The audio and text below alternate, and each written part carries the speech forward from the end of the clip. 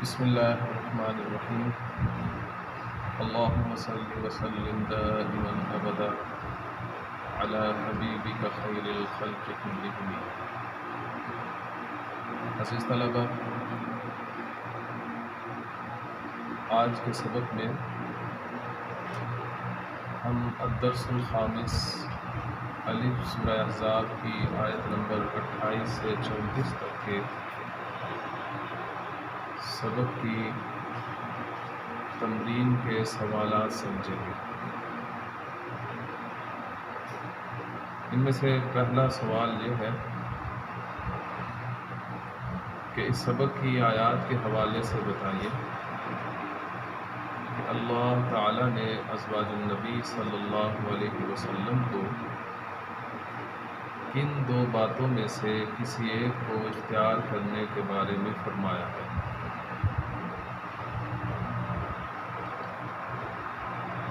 اس سوال کا جواب اسی سبق کی پہلی دو آیات میں موجود ہے۔ اگر آپ صرف اس سبق کی پہلی دو آیات کا ترجمہ ہی یاد کر لیں اور اس کے جواب میں لکھ دیں، یہ بھی کافی ہے۔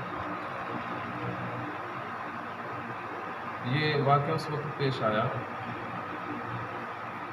جبکہ بنو قریظہ اور بنو نذیر کی جنگوں سے فتوحات حاصل ہوئی اور مسلمانوں میں مال غنیمت تقسیم کیا گیا، خوشحالی آ گئی۔ تو نبی اکرم صلی اللہ علیہ وسلم کی ازواج مطہرات کے دل میں یہ بات آئی کہ ہمارے سالانہ جو خرچہ ہے اس میں بھی اضافہ کر دیا جائے تاکہ ہمیں بھی خوشحالی نصیب ہو۔ اس وقت جناب رسول اللہ صلی اللہ علیہ وآلہ وسلم کی زوجیت میں 4 بیویاں تھیں۔ انہوں نے مل کر نبی اکرم صلی اللہ علیہ وسلم سے مطالبہ کیا کہ ہمارے بھی خرچے میں اضافہ کیا جائے۔ یہ بات ان کا مقام اور ان کی شان کے مناسب نہیں تھی۔ اللہ اور اس کے رسول کو یہ بات پسند نہ آئی، چنانچہ اللہ جل شانہ نے یہ 2 آیات نازل کر کے ان کے اس مطالبے کا جواب دیا۔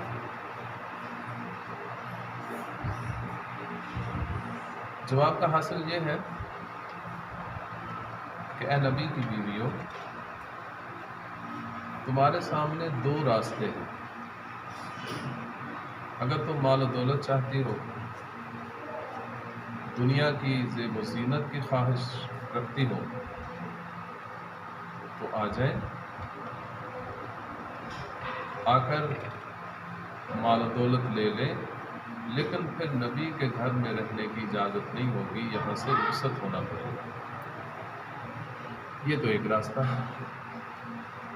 دوسرا راستہ یہ ہے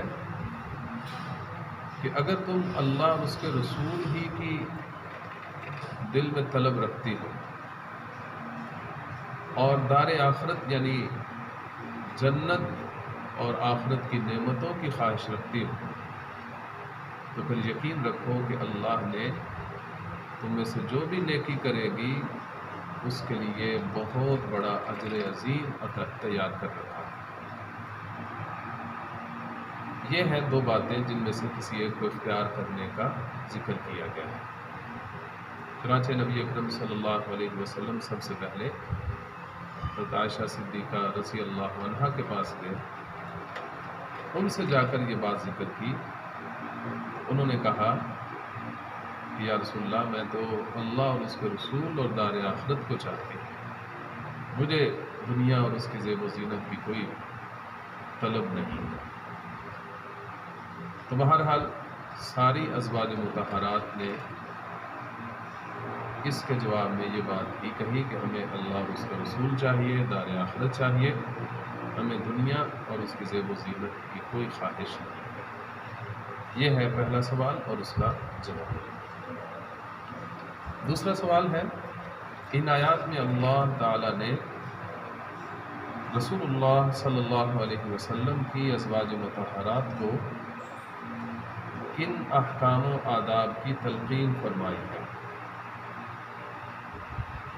اس سوال کا جواب اسی سبق کی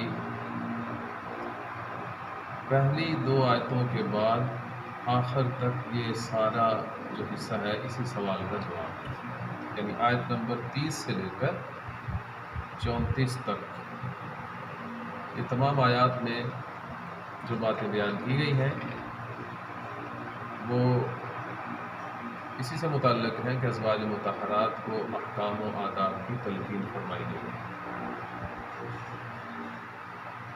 یہ اگر شمار کیا جائے نمبر وائز تو تقریباً 9 احکام و آداب بنتے ہیں۔ ان کو پوائنٹ میں لکھنا، پڑھنا، سمجھنا ذرا آسان ہوتا ہے، اس لیے اسی طرح آپ نوٹ کر لیجئے کہ سب سے پہلا ادب ازواج مطہرات کو یہ سکھایا گیا ہے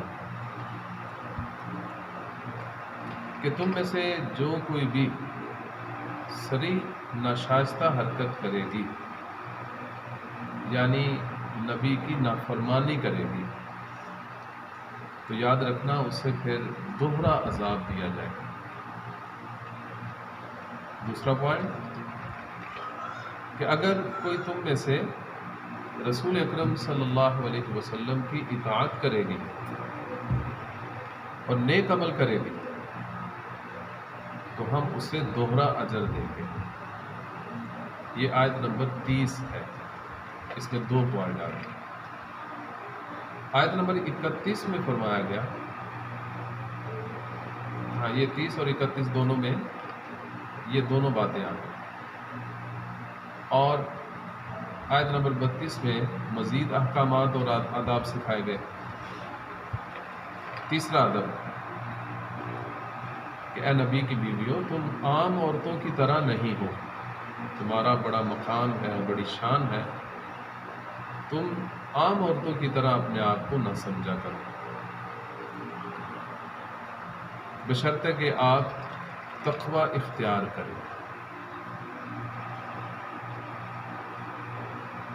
چوتھا ادب یہ سکھایا گیا ہے کہ جب بھی کوئی اجنبی تم سے بات کرنے آئے، کوئی نامحرم ہو، تو اس سے تم دبی زبان میں، آہستہ لہجے میں، نرم لہجے میں بات نہ کیا کرو۔ اور اس کی وجہ بھی یہ بتائی کہ یہ اس لیے ہم کہہ رہے ہیں کہ کہیں کسی کے دل میں اگر کوئی غلط خواہش ہے تو وہ آپ کے اس نرم لہجے سے ناجائز فائدہ نہ اٹھائے، اس کے دل میں کوئی تمنا نہ پیدا ہو جائے۔ اس لیے بات کرتے وقت نرم لہجہ نہیں ہونا چاہیے، میٹھا لہجہ نہیں ہونا چاہیے، بلکہ پھیکا لہجہ جس سے کسی کے دل میں کوئی تمنا پیدا نہ ہو۔ پانچواں ادب یہ ہے کہ آپ گھر میں ٹھہری رہیں بلا ضرورت، چاہے وہ ضرورت طبعیہ یا شرعیہ، اس کے علاوہ کسی ضرورت کے بغیر گھر سے باہر نہ نکلا جائے۔ چھٹا ادب یہ ہے کہ آپ دور جاہلیت کی طرح اپنی زیب و زینت ظاہر نہ کریں۔ اور ساتواں ادب یہ ہے کہ نماز قائم کریں۔ آٹھواں ادب یہ ہے زکوٰۃ ادا کریں۔ نواں ادب یہ ہے کہ اللہ اور اس کے رسول کی اطاعت کریں۔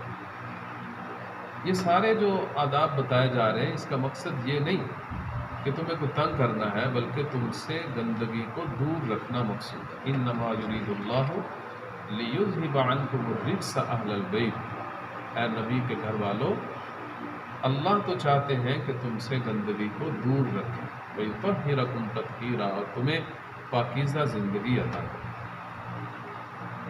اور اس کے ساتھ ساتھ جو تمہارے گھروں میں تلاوت کی جاتی ہیں، یعنی اللہ تعالیٰ کی آیات، اس کو یاد رکھو، اور نبی اکرم صلی اللہ علیہ وسلم کی جو حکمت اور دانائی کی باتیں ہیں انہیں یاد رکھو۔ یہ ہے اس دوسرے سوال کا جواب جس میں ازواج مطہرات کو تقریباً 9 آداب سکھائے گئے۔ اس کے بعد السؤال الثالث، تیسرا جو سوال ہے اس تمرین کا، اس میں انہی آیات میں سے کچھ جملے دیے گئے ہیں اور کہا گیا ہے کہ ان کا مفہوم بیان کریں۔ سب سے پہلے جو آیت دی گئی ہے وہ یہ ہے، یا نساء النبی لستن کاحد من النساء۔ اس کا ترجمہ، اے نبی کی بیویوں تم عام عورتوں کی طرح نہیں ہو۔ مطلب یہ کہ تمہاری بڑی شان ہے، تمہارا بڑا مقام ہے، تم عام عورتوں جیسی نہیں ہو، تو تمہیں پھر بڑی محتاط زندگی گزارنی چاہیے۔ کوئی ایسی بات، کوئی ایسی حرکت نہیں ہونی چاہیے جو تمہارے مقام اور مرتبے کے منافی ہو۔ پاکیزہ زندگی ہو، پاکیزہ عادتیں ہوں، دنیا سے بے رغبتی ہو، آخرت کا شوق ہو، اللہ اور اس کے رسول کی فرما برداری کا جذبہ ہو، یہ تمہارے مقام اور منصب کے مطابق۔ دوسری آیت جو یہاں بیان کی گئی ہے وہ ہے وقرن فی بیوتکن، اپنے گھروں میں ٹھہری رہو۔ یہ اس آیت کا مطلب ہے، ترجمہ ہے۔ یہ دراصل پردے کا ابتدائی حکم ہے کہ شرعی اور طبعی ضرورت کے بغیر عورت کو بلا وجہ گھر سے باہر نہیں نکلنا چاہیے۔ ہاں اگر کوئی طبعی ضرورت ہو پھر نکل سکتی ہے، یا کوئی شرعی ضرورت ہو پھر نکل سکتی ہے۔ بلا وجہ باہر نکلنا یہ عورت کے مقام اور منصب کے خلاف ہے۔ شرعی ضرورت مثلا نماز کے لیے، حج اور عمرہ کے لیے، یا اسی طرح دیگر جو دینی مسائل سمجھنے اور پڑھنے کے لیے نکلنا ہے، یہ دینی اور شرعی ضرورت ہے۔ اور طبعی ضرورت جیسے پہلے گھروں میں قضاء حاجت کے لیے واش روم وغیرہ نہیں ہوتے تھے تو اس کے لیے باہر نکلنا، یا کسی ڈاکٹر سے دوائی وغیرہ لینے کے لیے باہر جانا، تو یہ ہے ضروریات جن کے لیے نکلنا ہے۔ بلا ضرورت گھر سے باہر نکلنے سے منع کیا گیا۔ تیسری آیت ہے وَلَا تَبَرَّجْنَ تَبَرُّجَ الْجَاهِلِيَّةِ الْأُولَىٰ۔ تبرج کا معنی ہے ابھرنا، نمایاں ہونا، کھل کر سامنے آنا۔ مفسرین نے اس کے 3 مفہوم بیان کیے ہیں۔ ایک یہ ہے کہ عورت اپنے چہرے اور جسم کا حسن لوگوں کو دکھائے، اس کا نام بھی ہے تبرج۔ دوسرا مفہوم یہ ہے کہ اپنا زیور اور لباس اور شان و شوکت دوسروں کے سامنے ظاہر کرے، یہ بھی تبرج ہے۔ تیسرا مفہوم ہے کہ اپنی چال ڈھال سے اپنے آپ کو نمایاں کر کے پیش کرے، تو فرمایا کہ ایسا نہیں ہونا چاہیے۔ اور الجاہلیت الاولیٰ سے مراد اسلام سے پہلے کا زمانہ ہے کہ عورتیں مختلف طریقوں سے لوگوں کو اپنی طرف متوجہ کرتی تھیں۔ اسلام نے اس غلط حرکت سے منع کرتے ہوئے فرمایا کہ تمہیں ایسی حرکت نہیں کرنی چاہیے۔ یہ ہے الدرس الخامس الف سورہ احزاب کی آیت نمبر 28 سے 34 تک کی آیات کا جو تمرین والا حصہ ہے، یعنی جس کو ہم لانگ کوسچن بھی کہہ سکتے ہیں، یہ آج ہم نے سمجھ لیے ہیں۔ تو آج کے لیے اتنا کافی، باقی انشاءاللہ پھر اگلے